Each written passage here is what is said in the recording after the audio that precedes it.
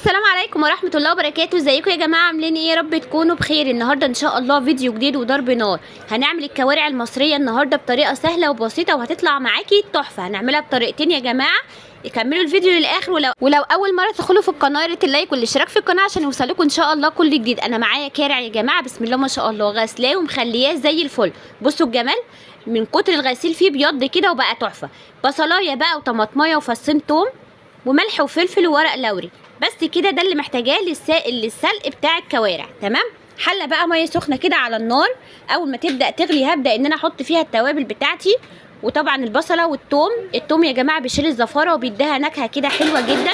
ونحط بقى كده الكوارع بتاعتنا على طول، وهسيبها بقى اغطي عليها الغطا واسيبها مع نفسها من ساعه لساعه ونص.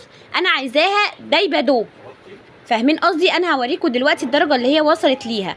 طبعا الكوارع يعني اكله العظماء. بصوا يا جماعه، بصوا الجمال، بسم الله ما شاء الله. خلاص يا جماعه استوت معايا وبقت زي الفل بالف هنا والشفا. بصوا الجمال، تتاكل كده وتبقى 100 بس انا طبعا لازم افتكس. هجيب بقى كده طواجنين صغيرين زي ما انتم شايفين كده، هطلع فيهم كام قطعه كده من الكوارع، ماشي. وهجيب بصلايه كده اقطع هنا بصلايه وهنا بصلايه، ونحط بقى شويه توابل ملح وفلفل وشطه، بس الملح طبعا خفيف جدا زي ما انتم شايفين. واخلص الطاجنين زي ما انتم شايفين كده، واقوم مدخلاهم الفرن. يا جماعه عايزه اقول لكم ان طبعا الحاجه لما بتتحط في الفخار طعمها بيزيد حلاوه بجد. زي طبعا احنا دايما لما بنشتري الكوارع دي من بره بتبقى في الفخار زي ما انتم شايفين كده، تطلع معانا بقى بالف هنا والشفا.